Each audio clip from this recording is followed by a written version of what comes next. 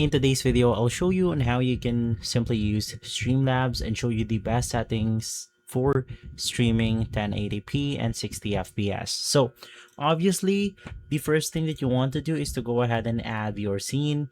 Now a scene is a set of sources. So basically, if you have something like your waiting stream, which is, let's say, going to be this one, this is where people will see the waiting option.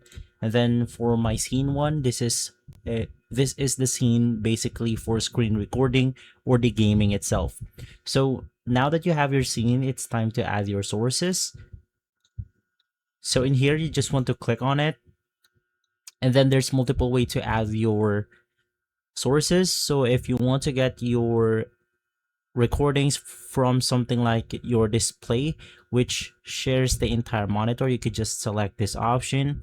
If you want to capture specifically your game, you want to select game capture, so on and so forth. There's a lot of options right here, and we're just going to tackle the basic ones.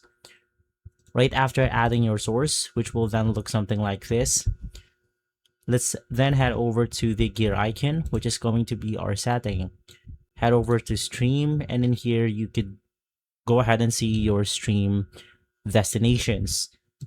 Now head over to output. In here you have your streaming. I suggest selecting something like 3500, and for encoder, if you're using something like your NVIDIA graphics card, you want to select the NVIDIA NVENC. And then basically in here, click on video. The FPS value is going to be 60. Now the base canvas resolution is going to be 1920 by 1080. Same thing with the output scaled resolution. Basically from the canvas, it will then output it with the same thing, which is 1080p. And just go ahead and select by linear right here.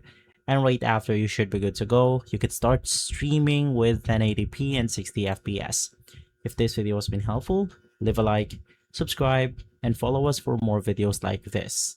Thanks for watching.